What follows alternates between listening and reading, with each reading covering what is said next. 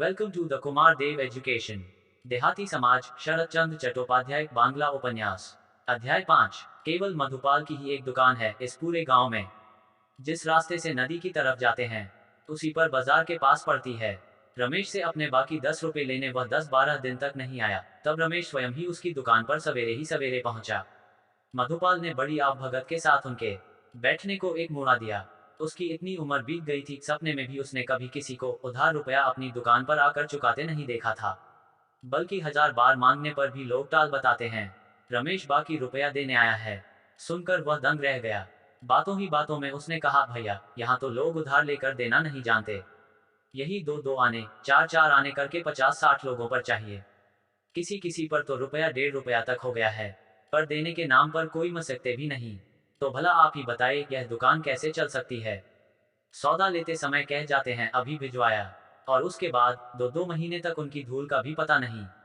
बैनर्जी हैं क्या? प्रणाम। कब आना हुआ आपका? बैनर्जी महाशय के बाएं हाथ में लोटा और दाएं में अरबी के पत्तों में लिपटी हुई 4 छोटी छोटी चिंगड़ी मछलियां थीं। कान पर जनेऊ चढ़ा था और पैरों में कीचड़ लगी थी। दीर्घ निश्वास लेकर बोले, मधु, हुक्का तो भर जरा। कल रात को आया हूँ। और हाथ से लोटा और मछलियां एक तरफ रख कर वे बोले, क्या बताऊं, जमाना तो देखते देखते ऐसा बदल गया कि कुछ कहा नहीं जाता। उस लखिया कहारिन की अकल तो देखो, ब्राह्मण को ठगने चली है। कितने दिन जिएगी इस तरह ठग कर? नाश हो जाएगा उसका। 1 पैसे की मछली के लिए मेरा हाथ पकड़ लिया ससुरी ने। मधु ने विस्मित हो कहा, हाथ पकड़ लिया उसने आपका? बैनर्जी ने गुस्से से मुंह बिचकर इधर उधर देखकर कहा, उसके 2.5 पैसे चाहिए तो क्या उसके लिए हाथ पकड़ेगी तेरा, सबके सामने? टटी फरागत होकर नदी से लौटा तो सोचा कि हाथ धोता चलूं। वह डलिया में मछली लिए बैठी थी। मेरे पूछने पर साफ मना कर दिया कि सब बिक गईं। पर मुझे अंधा थोड़े ही बना सकती थी। मैंने डलिया में जैसे हाथ डाला कि उसने मेरा हाथ पकड़ लिया। भला बताओ तो सही, क्या मैं उसके पहले के 2.5 पैसे और आज का मिलाकर 3.5 पैसे के लिए गांव छोड़कर चला जाऊंगा? भला कहीं गांव छोड़ा जा सकता है उसके पैसों के लिए? अब इस गांव में कुछ दबदबा भी रहा है क्या? इसी बात पर उसके यहाँ का सारा काम, धोबी हज्जाम सब बंद करा दिए जाते, घर उजाड़ दिया जाता तो उसकी अकल ठिकाने आ जाती। तब एकाएक रमेश पर नजर पड़ते ही मधु से उन्होंने पूछा कि ये कौन है? छोटे बाबू के लड़के हैं। उस दिन सौदे के 10 रुपए बाकी रह गए थे, सो खुद ही देने चले आए हैं। रमेश भैया हैं क्या? बड़ी उम्र हो तुम्हारी। भैया, आते ही सुना कि छोटे बाबू का ऐसे ठाठ से श्राद्ध किया कि इधर किसी ने कभी देखा सुना भी नहीं। पर मैंने आंख से न देखा, यही दुख है।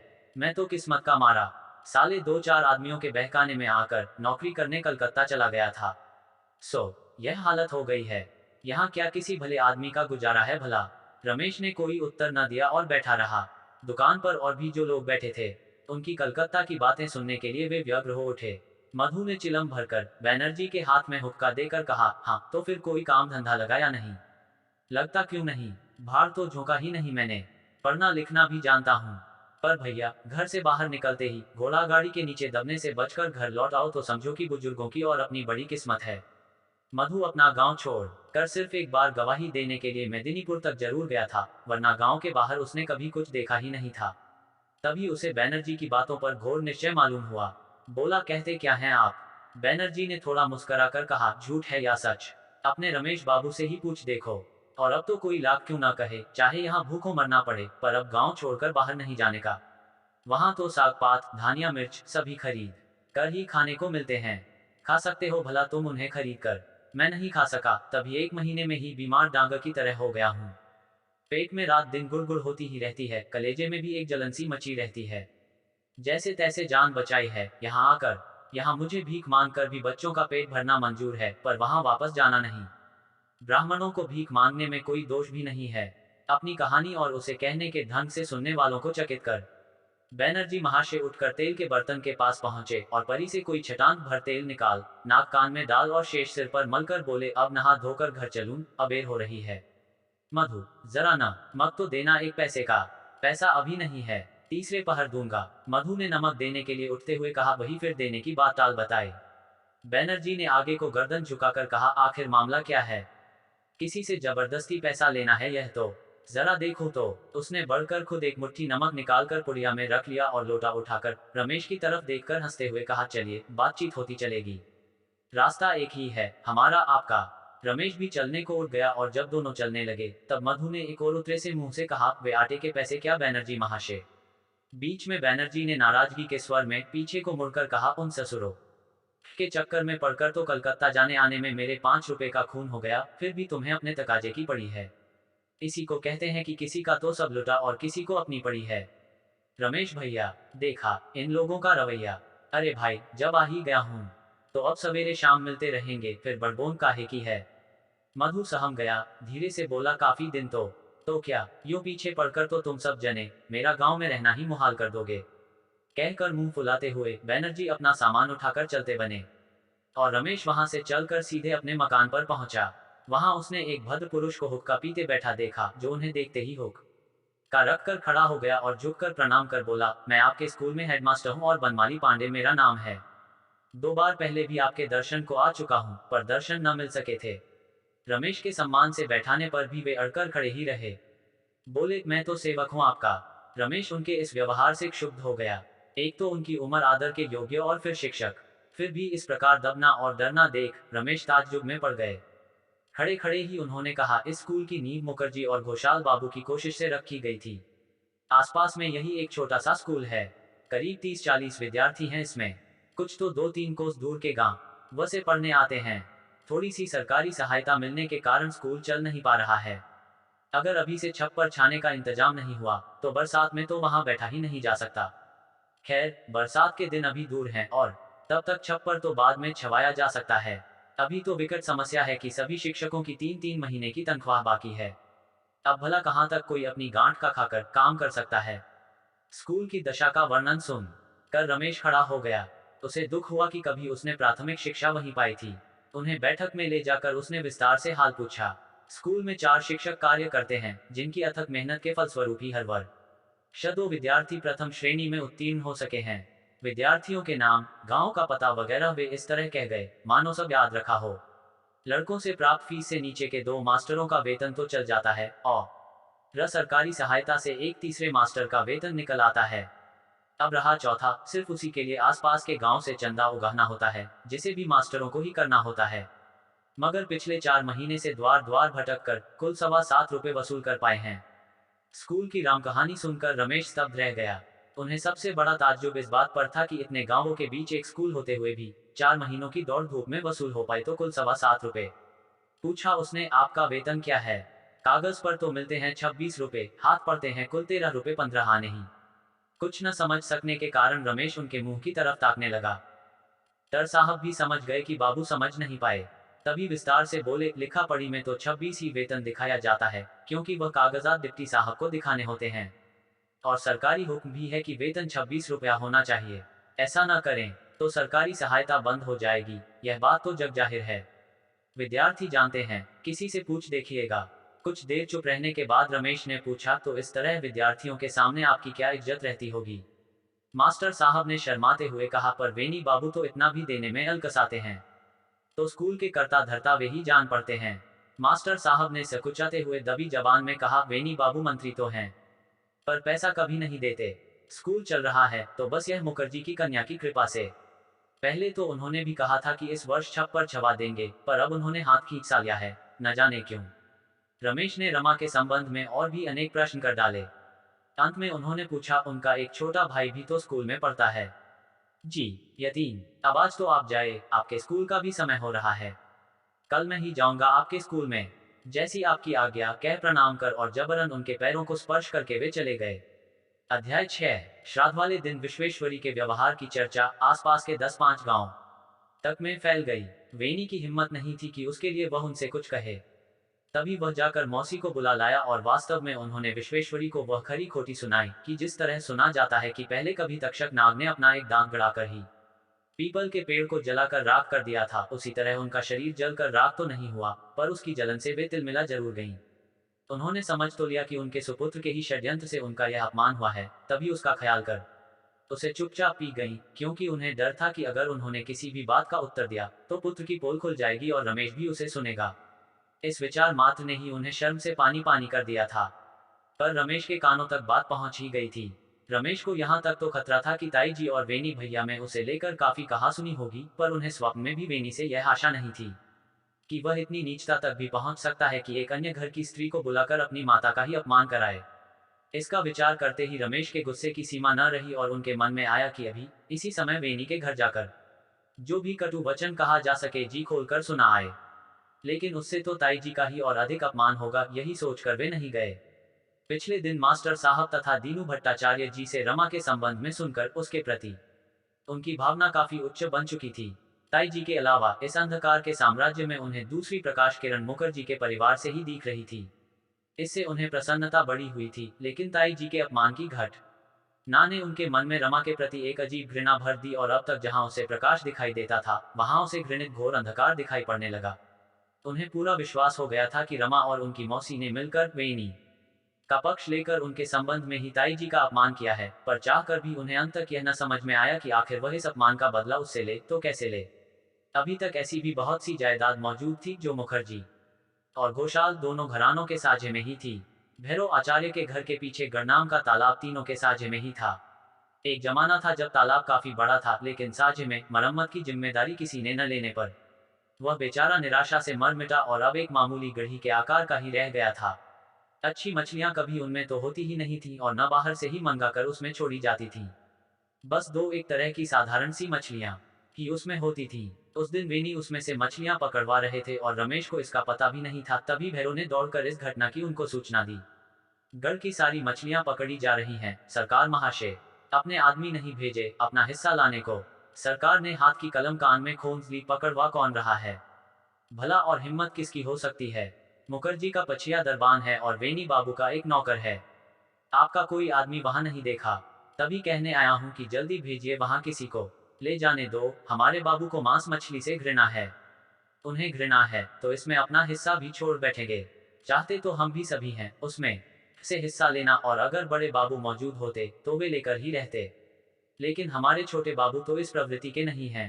सुनकर भैरव विस्मयान्वित नेत्रों से सरकार जी के मुंह की तरफ देखता रहा। उसे इस तरह देखता देख सरकार ने आगे जरा व्यंग्य भरी मुस्कान से कहा, आचार्य जी आंखें क्यों फाड़ रहे हो? उस दिन वह हाट की उत्तर तरफ वाला बड़ा सा एक इमली का पेड़ कटवाकर उन दोनों ही घरों ने आपस में बांट लिया। मैंने आकर बाबू से कहा तो वे किताब पढ़ते हुए जरा देर को सिर उठाकर थोड़ा सा मुस्करा दिए और फिर किताब पढ़ने लगे, बिना एक शब्द भी मुंह से निकाले। हमें उस पेड़ का पत्ता तक भी न मिला। जब मैंने कई बार कहा तब उन्होंने एक लम्ब सांस लेकर कहा कि क्या हमारे यहाँ इमली के और पेड़ नहीं? मैंने कहा भी कि पेड़ तो अपने पास बहुत हैं, पर अपना हिस्सा है उसे तो लेना ही चाहिए। 5-1 मिनट मौन रहकर उन्होंने मुस्कुरा कर कह दिया, यह सब कुछ ठीक होते हुए भी 2-4 लकड़ियों के पीछे झगड़ा क्यों किया जाए? भैरव की विस्मित आंखें और चकित होकर फट गईं। बोले, कहते क्या हैं आप? यह मैंने तो सच ही कहा है। उसी दी न समझ पाया और समझ लिया कि ऐसी बातों के लिए इनसे कुछ भी कहना धूल में लट मारना है। सच तो यह है आचार्य जी कि इस घर की लक्ष्मी तो चली गई तारिणी बाबू के साथ ही। भैरव कुछ देर मौन रह बोले, मेरा तो फर्ज था कहने का, क्योंकि वह ताल मेरे घर के पीछे ही पड़ता है। कहीं किताबों में ही हरदम आंखें गड़ाए रहने से जमींदारी चली है। यह मुखर्जी की लड़की भी इन सब बातों को सुन खूब मखौल उड़ाती है और उसी दिन उसने गोविंद को बुलाकर खिल्ली उड़ाते हुए ही कहा था कि रमेश बाबू को तो चाहिए कि वे अपनी सारी जमींदारी हमें दे दें और अपना महीने का खर्चा लिए जाएं। भला आचार्य जी, एक औरत इस तरह एक पुरुष की खिल्ली उड़ाए, इससे अधिक शर्म की बात और क्या हो सकती है? यह कह सरकार महाशय मुंह लटकाकर फिर कलम कान पर से हटाकर घिसने लगे। घर में स्त्री न होने के कारण सब खुला चौपट मैदान था। भैरव धड़धड़ाते अंदर पहुंच गए। रमेश एक बरामदे में एक टू आराम कुर्सी पर लेटे पुस्तकावलोकन कर रहा था। भैरव ने पहले तो उन्हें जमींदारी की रक्षा तथा उसे चलाने के लिए उनके कर्तव्यों का एक लेक्चर पिलाकर अपने फर्ज को निभाने के लिए उत्तेजित किया और तब असल मकसद वाली बात कही। सुनते ही रमेश गरज कर कुर्सी से उछल पड़ा। भजुआ, रोज की ये चालाकियां यूं चलती रहेंगी क्या? उनके उस अग्र रूप को देखकर भैरव भी सिहर उठे और उनकी समझ में ही ना आया कि चालाकियों से रमेश का इशारा किस तरफ है। भजुआ का शहर गोरखपुर था। लाठी खूब भांजता था और शरीर भी काफी बलवान था। लाठी में रमेश को वह गुरु मानता था। अपना नाम सुनते ही वह रमेश के सम्मुख आ उपस्थित हुआ। उसे आता देख रमेश ने आज्ञा दी कि जाकर सारी मछलियां बीन लो। अगर कोई रोकने की गुस्ताखी करे तो उसे घसीटकर मेरे सामने ले आओ, और नहीं तो उसके दांत तो तोड़ ही आना। भजुआ को तो मन की मुराद मिल गई। आज्ञा पा ते ही अपनी तेल पिलाई लाठी लेने अंदर लपका। भैरव और भी सिहर कर कांप उठे। उनकी हिम्मत तो बस बातों से ही झगड़ा करने भर की थी, और जब भजुआ रमेश की आज्ञा पर चला गया तब दुर्घटना की चिंता ने उन्हें व्याकुल कर दिया और उन्हें ख्याल हो आया कि जो बादल गरजते नहीं वे बरसते जरूर हैं। वे रमेश के हितैषी जरूर थे, तभी तो सूचना देने आए थे, पर चाहते यही थे कि बातों से ही चीख पुकार कर काम बन जाए। लेकिन यहाँ तो बानक ही दूसरा बना जा रहा था। भैरव फौजदारी की सांसद से कोसों दूर भागना चाहते थे। थोड़ी देर बाद भजुआ तेल से तर मोटी लाठी लेकर अंदर से आया और माथे से लाठी लगा रमेश को प्रणाम कर जाने लगा। तभी भैरव ने एकाएक रोना शुरू कर दिया और रमेश के दोनों हाथ पकड़ कर कहा, रुक जाओ भज्जू भैया, क्षमा करो भैया रमेश, जान सांसत में पड़ जाएगी। गरीब आदमी ठहरा। भजुआ रुक गया था। रमेश ने भैरव से हाथ छुड़ा लिए और दंग होकर उनकी तरफ देखने लगा। भैरव ने रोते हुए ही कहा, बेनी बाबू ने कहीं सुन पाया कि मैंने ही इत्तला दी थी तो बस मेरी खैर नहीं, घर बार तक उजड़ जाएगा, फिर तो देवी देवता भी रक्षा नहीं कर सकते मेरी। रमेश स्तंभित बैठे रहा। शोर सुनकर सरकार महाशय भी तशरीफ ले लाए। सुनकर वे भी बोले, भैया जी आचार्य का कहना ठीक ही है। रमेश ने किसी बात का उत्तर न दिया, हाथ से ही भजुआ को जाने का संकेत कर दिया और स्वयं उठकर बिना किसी से कुछ कहे सुने अंदर चला गया। भैरव के इस अत्यधिक डर ने उसे और भी उत्तेजित कर दिया, जिसके कारण उनका सारा शरीर उत्तेजना से जल रहा था। अध्याय 7 यतीम। स्कूल नहीं जाना क्या, जो अभी खेल ही रहा है। हमारे स्कूल में आज और कल की छुट्टी है। मौसी के कानों में इस सूचना के पड़ते ही उनका मुंह बिचक गया। वह बोली, जब देखो तब छुट्टी, महीने में 15 दिन तो इसी तरह निकल जाते हैं। चूल्हे में जाए ऐसा स्कूल, तुम हो कि उस पर फिजूल में ही सारा रुपया खर्च कर देती हो। मैं तो चूल्हे में झोंक दूं ऐसे स्कूल को। इतना कहकर वे अपने काम से चली गईं। स्कूल को चूल्हे में झोंकने की बात तो उन्होंने सच कही थी कि अगर उनकी चलती तो वे निश्चय ही ऐसा करती, और बातों में चाहे झूठ भी बोल जाएं, पर ऐसे मौकों पर वे झूठ नहीं कहती थीं। उनके चले जाने पर रमा ने यतीम को और भी पास घसीटकर अपने से चिपटा कर पूछा, आज काहे की छुट्टी है रे यतीम। यतीन्द्र ने उसी अवस्था में रहकर कहा, नया छप्पर छाया जा रहा है, सफेदी होगी, 4-5 कुर्सियां, मेज, अलमारी, घड़ी आई हैं, बहुत सारी किताबें भी बड़ी अच्छी अच्छी तथा नई आने वाली हैं। तुम चलकर देखो न एक दिन दीदी। रमा को निश्चय हुआ, पूछा, सच है क्या यह सब? दीदी, मैं सच ही कह रहा हूँ। रमेश बाबू की ही तरफ से तो यह सब कुछ हो रहा है। यतीन आगे और भी कुछ कहने को था, पर तभी मौसी वहां आ पहुंची। रमा उसे अपनी गोद में उठाकर अपनी कोठरी में ले गई और उसे प्यार से और भी अपने से चिपटाकर रमेश की और स्कूल संबंधी अनेक बातें पूछ ली उससे। उसने यह भी जाना कि रमेश स्वयं आकर 2 घंटे पढ़ाते हैं। रमा ने मुस्करा कर पूछा, तुम्हें वे पहचानते हैं भला? यतीन्द्र ने सिर हिलाकर कहा, हाँ। तू कहता क्या है उनसे? अभी तक यतीन्द्र की रमेश से इतनी समीपता नहीं हुई थी कि यह उन्हें कुछ कहकर पुकारने का अवसर पाता। रमेश के स्कूल में आते ही लड़के तो क्या, हमेशा रोब झाड़ने वाले हेडमास्टर साहब भी भीगी बिल्ली की तरह चुपचाप खड़े हो जाते हैं। छात्रों में से रमेश से कुछ कहकर पुकारना तो दूर रहा, उनकी तरफ मुंह भी उठाने का किसी को साहस नहीं होता। लेकिन अपनी कमजोरी कैसे जाहिर करे दीदी के सामने? तभी मास्टर साहब के मुंह से उन्हें जिस नाम से पुकारते सुना था वही कह दिया, छोटे बाबू कहते हैं हम सब। कहते समय उसके मुंह की जो दशा हो गई उससे रमा सब समझ गई और उसे और भी प्यार से भींच कर कहा, बेटा वे तेरे भैया लगते हैं। छोटे बाबू क्यों कहता है? वेनी बाबू को जैसे बड़े भैया कहता है वैसे ही उन्हें छोटे भैया कहा कर। यतीन्द्र ने खुशी से उछलकर पूछा, सच वे मेरे भैया होते हैं? हाँ, सच ही तो कहती हूँ, वे तेरे भैया ही लगते हैं। अब यतीन्द्र के दिल में इस खबर को अपने सभी सहपाठियों से कहा देने का हुलास जोर मारने लगा, और उसके लिए वहां 1 मिनट भी रुकना दूभर हो रहा था। जो दूर के विद्यार्थी थे उन्हें तो खबर ही नहीं दी जा सकती, पर जो पास पड़ोस के हैं उनसे तो बिना कहे रहा भी नहीं जा सकता।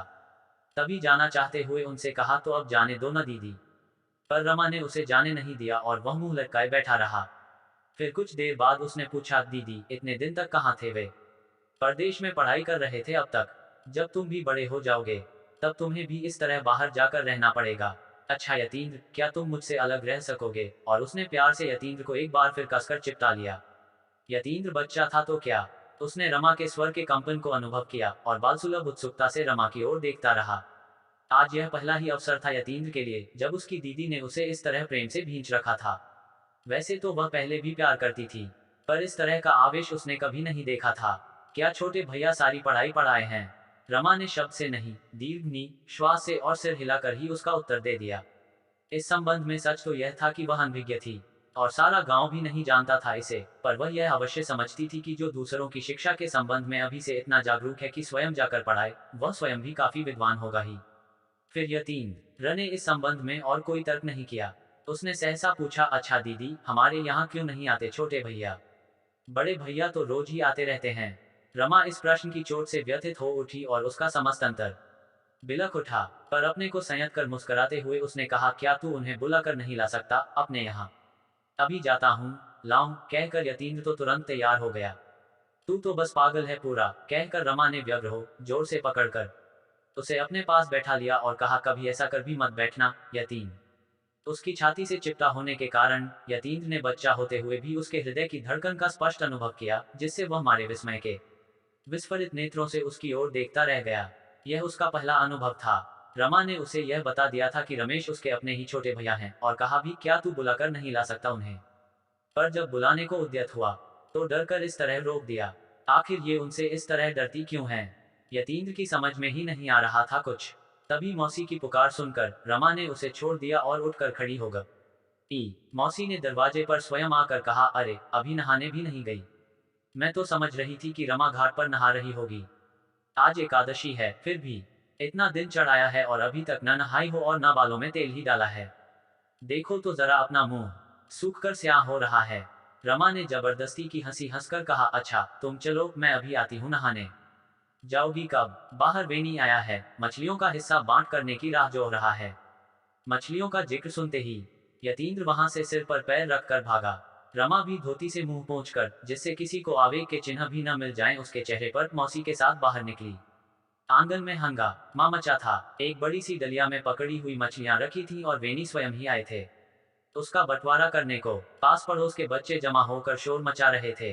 पीछे से खांसते हुए धर्मदास आंगन में घुसे और घुसने के साथ बोले, मछलियां पकड़ी गई हैं क्या आज वेनी? वेनी ने मुंह बनाकर कहा, हाँ पकड़ी तो गई हैं, पर थोड़ी सी ही तो हैं। और कहार को बुलाकर उससे बोले, जल्दी से दो हिस्सों में बांट दे उन्हें, देख क्या रहा है खड़ा खड़ा। कहार हिस्सा करने लगा। तभी गोविंद गांगुली ने भी आंगन में प्रवेश किया और बोले, कहो बेटी रमा, कुशल से तो होना? कई दिनों से आना नहीं हो सका, सोचा चलूं जरा बेटी की कुशल ही पूछता आऊं। रमा ने मुस्करा कर कहा, आइए। उद्धरण गांगुली महाशय कहते हुए, बड़े आज इतनी भीड़ क्यों लगी है? और आगे बढ़कर मछलियों का ढेर देखकर विस्मय प्रकट करते हुए बोले, बड़ी मछलियां फंसी हैं आज जाल में। बड़े ताल में जाल पड़ा था क्या? सुनकर भी किसी ने उनका उत्तर नहीं दिया, हिस्सा करने में ही लगे रहे। हिस्सा जब हो चुका तब वेनी ने अपने हिस्से की सभी मछलियां एक डलिया में रखकर कहार के सिर पर उठवा दी और उसे आंख के इशारे से जाने को कह स्वयं भी जाने को उद्यत हुए। रमा क्या करती इतनी ढेर सारी मछलियों का? जो भी मौजूद थे सभी ने अपनी अपनी जरूरत के मुताबिक मछलियां हथिया ली और फिर घर चलने को हुए ही थे कि रमेश का पछिया लठैत मनुआ अपने सिर से ऊंची लाठी लिए बैल सा आंगन में आकर खड़ा हो गया। उसके भीषण चेहरे से सभी डरने लगे थे।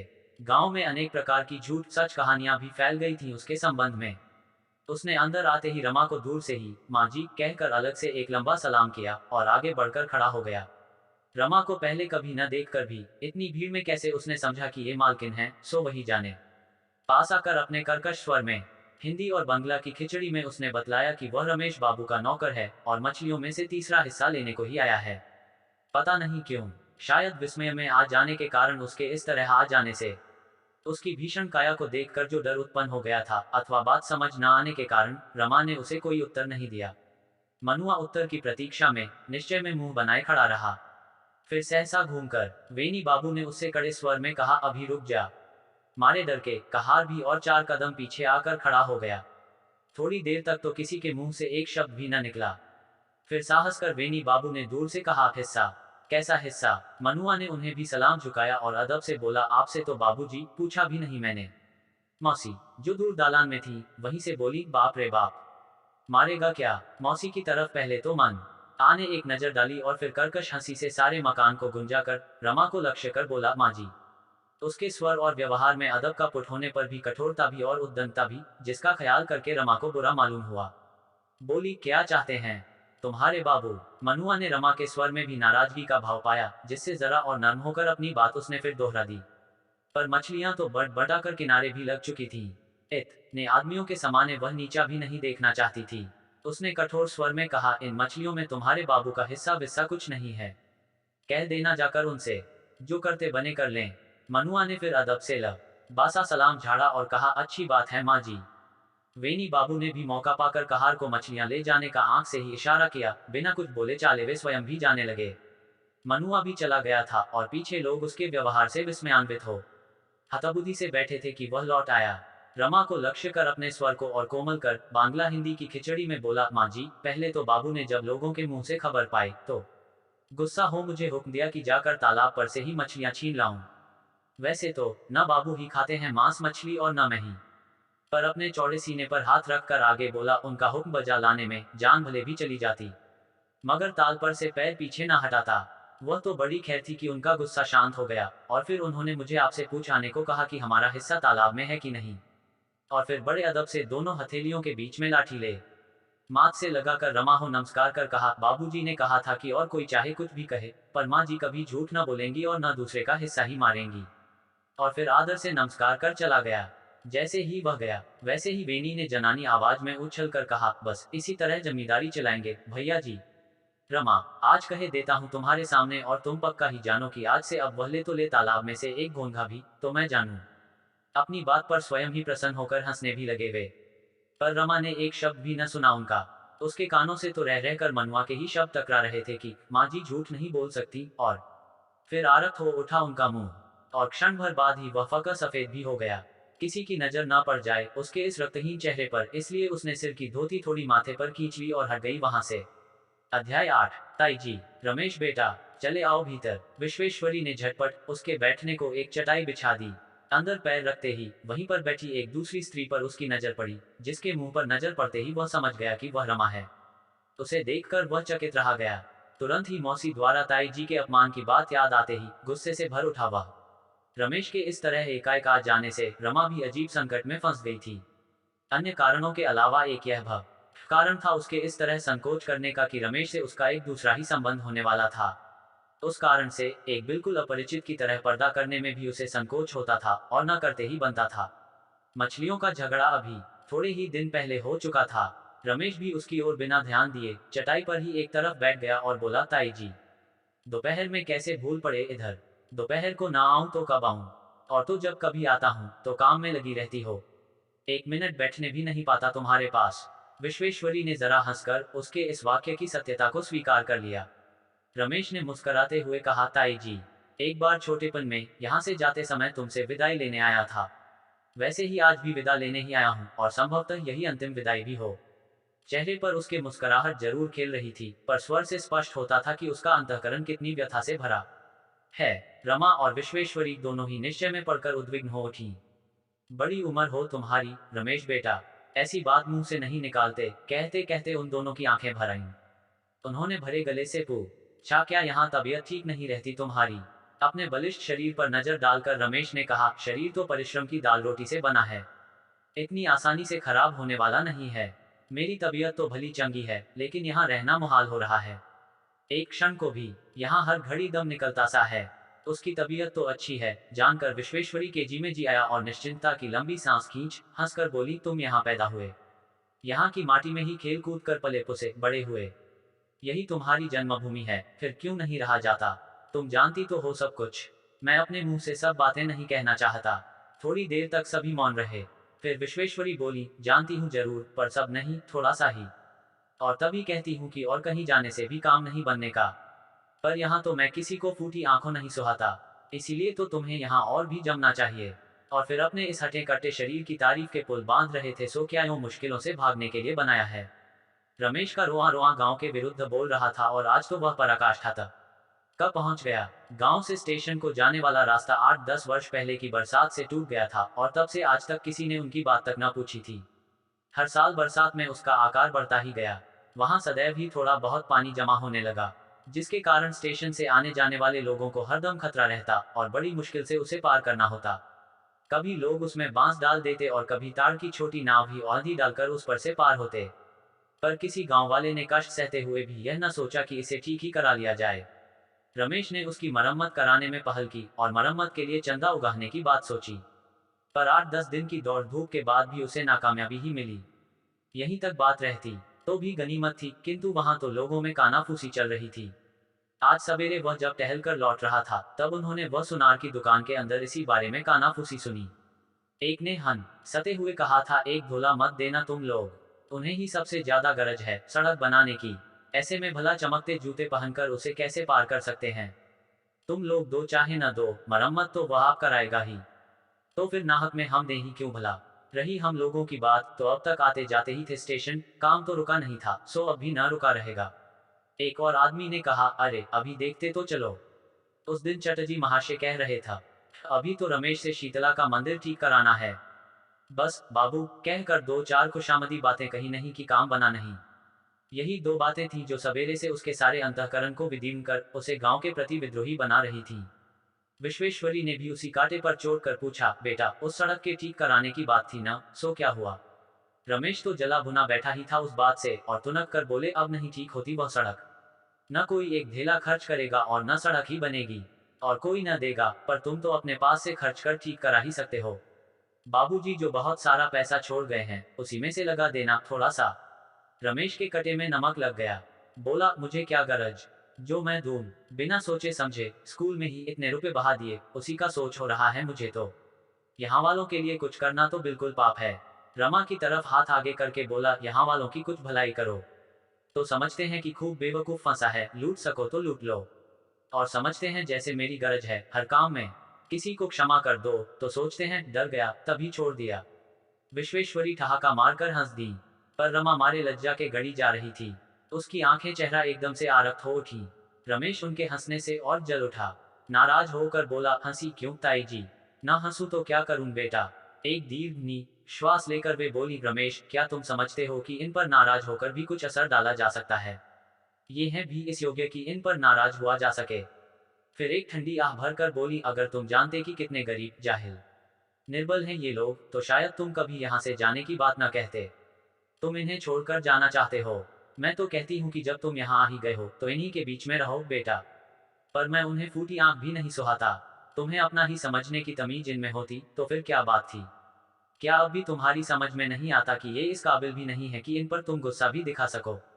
और यही गांव ऐसी हो, सो बात नहीं, यहाँ तो सभी गांवों की यही दशा है बेटा।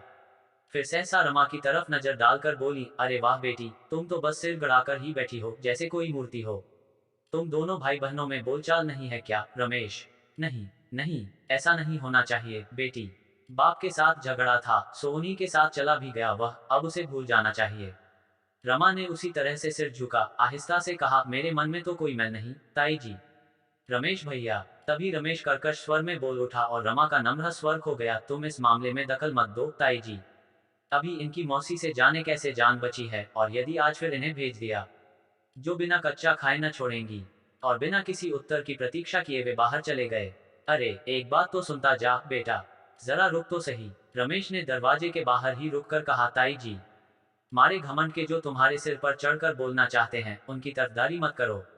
और जब तक विश्वेश्वरी फिर कुछ कहें, वह वहां से जल्दी जल्दी चला गया। रमा बिलक पड़ी और विश्वेश्वरी की तरफ भरी आंखों से देखकर बोली, मैं तो मौसी को सिखाकर भेजती नहीं ताई जी, फिर मेरे माथे पर यह दोष क्यों। क्यों इसके लिए मुझे जिम्मेदार ठहराया, कलंक थोपा गया मेरे ऊपर। विश्वेश्वरी ने उसका हाथ अपने हाथ में लेकर और स्नेह से अपने अंग में आबद्ध कर कोमल स्नेह सिक्त स्वर में कहा, नहीं सिखाती हो तो क्या, पर गेहूं के साथ घुन पिसता ही है। रमा ने आंसू पोंछकर क्रोध पर दृढ़ता के स्वर में कहा, मौसी की बातों की जिम्मेदारी मुझ पर नहीं है। सच सकती हूँ ताई जी, मुझे उसका तनिक भी ज्ञान नहीं। फिर इस तरह झूठा दोष लगाकर क्यों मुझे अपमानित कर गए। इस बात को आगे बढ़ाना विश्वेश्वरी ने अच्छा नहीं समझा, सो उत्तेजना को कम करने के लिए कहा, बेटी यह क्या जाने तुम्हारे घर के भीतर का हाल, उसकी नजर में तो सब तुम्हारे इशारे से ही होता है। पर यह मैं पूरे विश्वास से कहती हूँ कि वह कभी तुम्हारा सिर नीचा नहीं देखना चाहे गा। गोपाल सरकार से मुझ पता चला है कि वह तुम्हें कितनी श्रद्धा और स्नेह की दृष्टि से देखता है, उसका तुम्हें पता भी नहीं। जब उस दिन इमली का पेड़ कटवाकर तुम दोनों ने उसे किसी तरह का हिस्सा न दे आपस में ही बांट बांट लिया, तो लोगों के लाख कहने पर भी उसने यही कहा कि रमा ऐसी नहीं कि वह दूसरों के माल पर नजर डाले।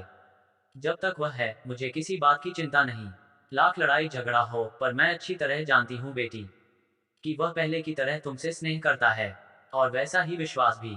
यदि उस दिन ताल की मछलियां और सहसा रमा के रक्तहीन चेहरे पर नजर पड़ते ही उनकी जुबान रुक गई और आंखें वहीं जम गईं। थोड़ी देर बाद स्वर में गंभीरता लाकर बोली, बेटी रमेश के जीवन की कीमत तुम्हारी सारी जमीन जायदाद से कहीं ज्यादा है। कभी किसी लोभ में पड़कर उसे खो मत बैठना। उसे खो देने से हुई हानि की फिर पूर्ति होना असंभव है। रमा निरुत्तर रही। विश्वेश्वरी भी मौन रही। थोड़ी देर बाद रमा ने ही कहा, अब घर चलूं ताई जी, अबेर हो गई है। और वह प्रणाम कर वहां से चली गई। अध्याय 9। ताई जी के घर से लौटते लौटते रमेश का सारा गुस्सा पानी हो गया। वह अपने मन में सोचने लगा, कितनी आसान बात थी। आखिर मैं गुस्सा करूं भी तो किस पर करूं? जो अपनी जहालत में अपना पराया, अपनी भलाई बुराई का भी ज्ञान नहीं कर सकते, जो भलाई में बुराई का संशय करते हैं, जो अपने घर वाले, अपने पड़ोसी से ही लड़ने में अपनी बहादुरी समझते हैं, चाहे बाहर वाले के सामने भीगी बिल्ली ही बने रहें, और यह वे जानबूझकर नहीं करते, बल्कि उनका ऐसा स्वभाव ही बन गया है। तो फिर ऐसे लोगों पर भी क्या गुस्सा होना? किताबों में कितना गलत वर्णन होता है गांव की स्वच्छता का, आपसी भाईचारे का।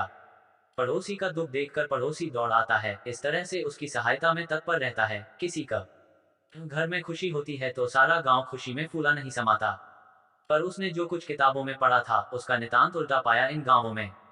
जितना आपसी द्वेष वैमनस्य गांवों में उसे मिला, उतना शहरों में नहीं। इन्हीं सारी बातों को सोच सोच उनका सारा शरीर अजीब से हरन से भर उठा।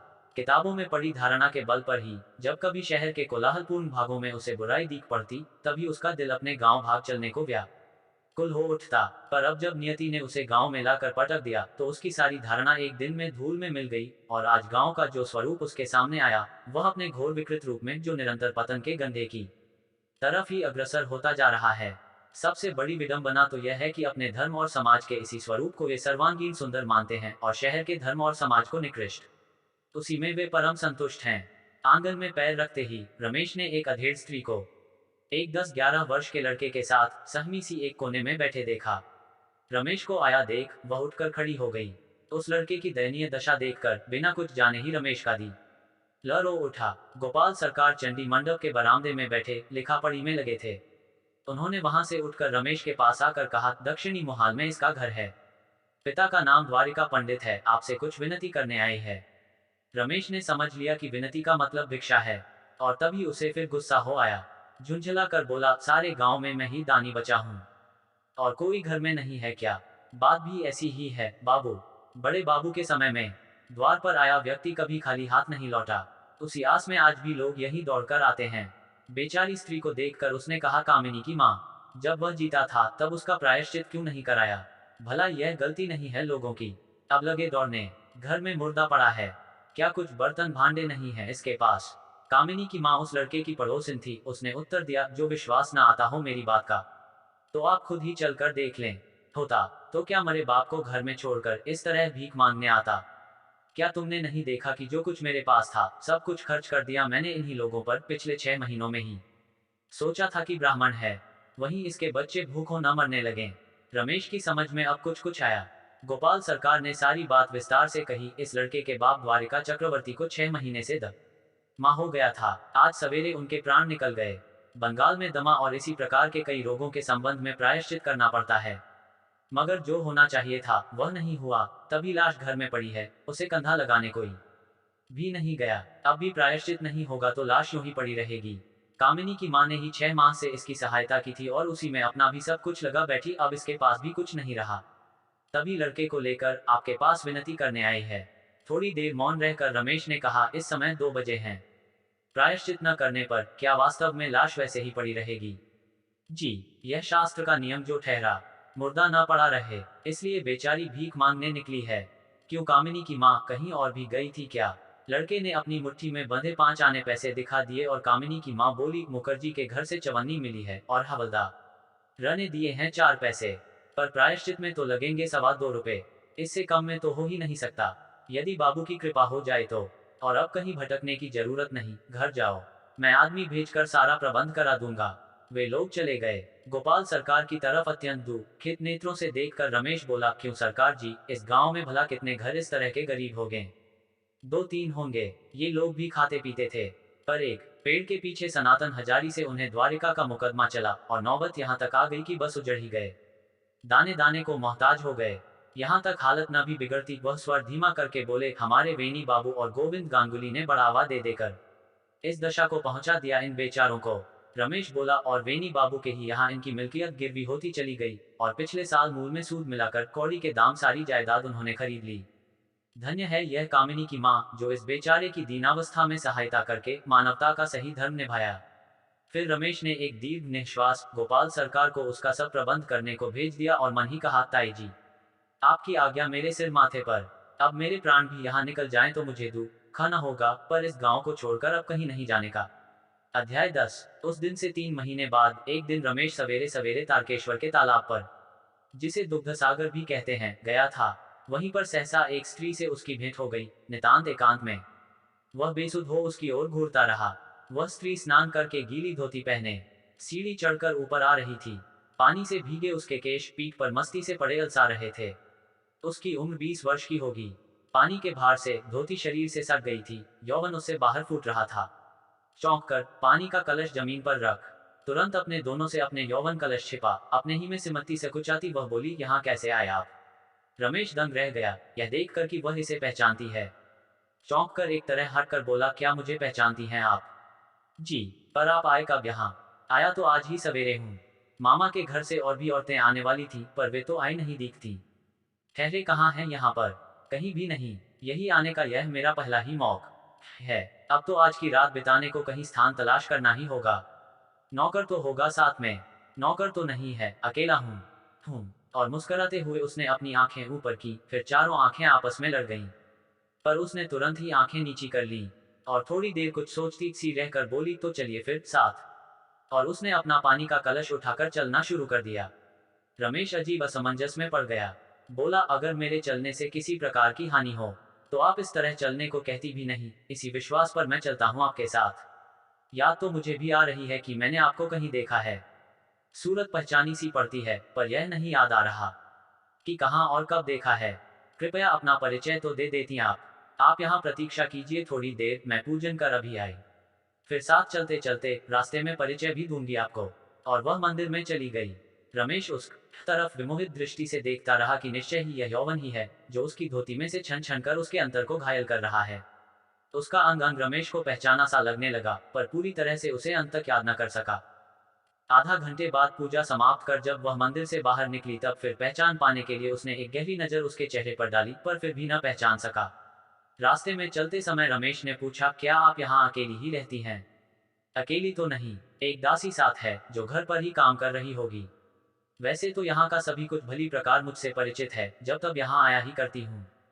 पर मैं यह तो अब तक न समझ पाया कि आप मुझे क्यों ले रही हैं अपने साथ। उसने रमेश के प्रश्न का तुरंत कोई उत्तर न दिया। थोड़ी देर तक तो दोनों ही चुपचाप चलते रहे। फिर उस स्त्री ने कहा, न चलने पर यहाँ आपको खाने पीने में बड़ा कष्ट होगा। मैं रमा हूँ।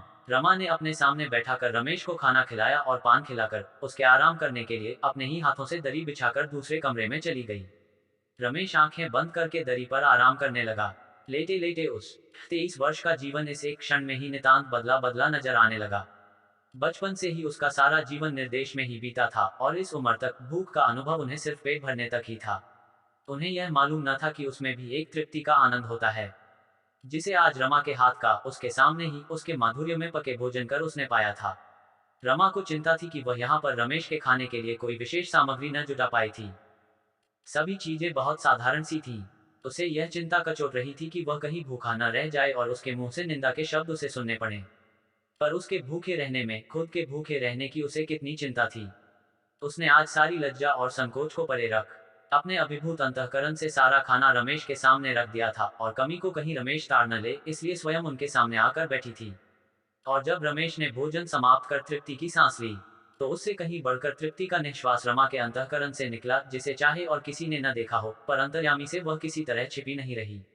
रमेश दोपहर में कभी सोने का आदी नहीं रहा, इसलिए अपने सामने की खिड़की से बाहर वर्षा के बाद धूमिल बादलों से आच्छादित आकाश को वह टकटकी बांधे देखता रहा। इस समय से अपनी आने वाली रिश्तेदार स्त्रियों का बिल्कुल ख्याल ही न रहा। तभी सहसा उसे रमा का सुकोमल स्वर दरवाजे पर से सुनाई पड़ा, आज यहीं न रह जाए। घर तो आपको जाना नहीं है आज? रमेश उठकर बैठता हुआ बोला, मकान मालिक से तो अभी मेरा परिचय हुआ नहीं, उनकी आज्ञा के बिना कैसे रह सकता हूँ? मकान मालिक ही आपसे ठहरने का अनुरोध कर रहे हैं। मैं ही इस मकान की मालकिन हूँ। भला यहाँ मकान क्यों ले रखा है? यह स्थान मुझे बहुत रमणीक लगता है। जब तब यहीं आकर दिन बिता जाती हूँ। आजकल तो यहाँ सूना सा पड़ा है, वरना कभी कभी तो तिल धरने तक की जगह नहीं मिलती। तो फिर उसी समय आया करो ना। रमा ने इसका उत्तर न दिया, केवल मुस्कुरा कर रह गई। तारकेश्वर बाबा के प्रति तुम्हारी बड़ी भक्ति जान पड़ती है, क्यों? वैसे मेरे भाग्य कहाँ, पर जो कुछ बन पड़ता है सांस रहते करने की कोशिश तो करनी ही चाहिए। रमेश ने इसके बाद कई सवाल किए। रमा भी वहीं चौखट पर बैठ गई और बात का रुख पलटती हुई बोली, क्या खाते हैं रात को आप? रमेश ने जरा मुस्कुरा कर कहा, जो मिल जाए। खाने पर बैठने के बाद मैं कभी खाने के विषय में नहीं सोचता और हमेशा अपने महाराज की अक्ल पर संतोष कर लेता हूँ। आज यह उदासी कैसे है? रमेश न समझ सका कि रमा ने हूँ सका मखौल उड़ाने के लिए यह वाक्य कहा है अथवा साधारण व्यंग्य में। उसने छोटा सा उत्तर दिया, कुछ नहीं, वैसे ही जरा सी सुस्ती है। औरों के काम में तो सुस्ती दिखाते कभी नहीं देखा आपको। अगर दूसरे के काम में सुस्ती की जाएगी तो भगवान की अदालत में उसके प्रति उत्तरदायी होना पड़ेगा। हो सकता है अपने काम में सुस्ती दिखाई पर भी उत्तर देना पड़ता हो, पर उतना नहीं, यह तो निश्चय ही है। थोड़ी देर मौन रहकर रमा बोली, इस उम्र में आपको परलोक की चिंता कैसे लग गई? 3 ही वर्ष तो बड़े हैं आप मुझसे। रमेश ने मुस्कुराते हुए कहा, तब तो तुम्हें मुझसे भी कम परलोक की चिंता रहनी चाहिए। ईश्वर की कृपा से तुम्हारी बड़ी उम्र हो, पर मैंने अपने बारे में अपना हर दिन जीवन का अंतिम दिन समझा है। रमेश ने यह वाक्य अपनी व्यथा के दिग्दर्शन के लिए भी कहा था और उसका असर भी ठीक ही बैठा। रमा के चेहरे पर काली छाया दौड़ गई। थोड़ी देर मौन रहकर उसने कहा, मैंने आपको कभी न मंदिर जाते देखा, न ध्यान करते ही। पर वह न सही, खाना खाते समय आचमन करना भी आपको याद नहीं रहा क्या? याद तो है, पर यह खूब समझता हूँ कि उसका याद रहना न रहना एक सा ही है। और यह सब तुम पूछ क्यों रही हो? आपको परलोक की बड़ी चिंता है, इसलिए। रमेश निरुत्तर रहा। फिर थोड़ी देर तक दोनों ही मौन रहा। बाद में रमा बोली, हिंदू घर की किसी विधवा को अपने किस सगे द्वारा बड़ी उम्र का आशीर्वाद शाप देने के बराबर है। थोड़ी देर मौन रहकर वह फिर बोली, मैं यह भी नहीं कहती कि आज ही मरने को बैठी हूँ, पर यह जरूर सत्य है कि अधिक दिन तक जीने के विचार से ही मेरा सारा शरीर से हर उठता है। परंतु आपके साथ यह बात लागू नहीं होती। वैसे तो मुझे कोई हक नहीं कि आपसे किसी बात के लिए जोर देकर कहूँ, पर जब दूसरों के लिए मगज मारना आपको भी दुनिया में आ जाने के बाद बचपना मालूम पड़े, तब मेरी बात याद कर लीजिएगा। रमेश ने इसका कोई भी उत्तर नहीं दिया। एक लम्ब ठंडी आह उसके अंदर से फूट निकली। थोड़ी देर बाद अस्फुट स्वर में वह बोला, जहां तक मुझे याद पड़ता है वहां तक तो मुझे कोई ऐसी बात याद नहीं पड़ती। आज तो मेरा तुम्हारा कोई नाता नहीं, बल्कि यूं कहूं तो अधिक सत्य होगा कि मैं तुम्हारे रास्ते का एक रोड़ा हूं। फिर भी आज जितनी खातिर तुमने मेरी की है, उतनी खातिर जिसे रोज मिले वह दूसरों के दुख और उनकी व्यथा देख पागल होकर इधर उधर दौड़े बिना नहीं रह सकता। मैं अभी पड़ा पड़ा यही सोच रहा था, किंतु तुमने जरा सी देर में ही मेरे जीवन स्रोत में नवीनता की एक उमंग भर दी है। जीवन में यह पहला अवसर है जब किसी ने मुझे इतने प्रेम और आदर के साथ अपने पास बैठाकर खिलाया है। और वह तुम हो, रमा। आज जीवन में पहली बार तुम्हारे हाथ और प्रेम से परोसा खाना खाकर यह ज्ञात हुआ कि भोजन में भी महान आनंद है। रमा सुन सुनकर मारे लज्जा के सिहर उठी। उसका सारा चेहरा आरक्त हो उठा। अपने को संयत कर उसने कहा, लेकिन इसे भी आप थोड़े दिनों में भूल जाएंगे, और फिर कभी याद भी आएगा तो यूं ही मामूली तौर पर। रमेश ने इसका कोई जवाब नहीं दिया। रमा ने ही फिर कहा, मैं अपना अहोभाग्य समझूंगी अगर आप घर जाकर मेरी निंदा न करें। रमेश ने एक ठंडी आह भरकर कहा, न मैं इसकी तारीफ करूंगा, न निंदा ही। मेरा आज का दिन तो इन दोनों से परे है। उद्धरण। रमा निरुत्तर रही। थोड़ी देर तक दोनों ही चुपचाप बैठे रहे। बाद में रमा वहां से उठकर कमरे में चली गई, जहां उसकी आंखों से आंसू की बड़ी बड़ी बूंदें टपकने लगीं। Thank for watching. Like share subscribe.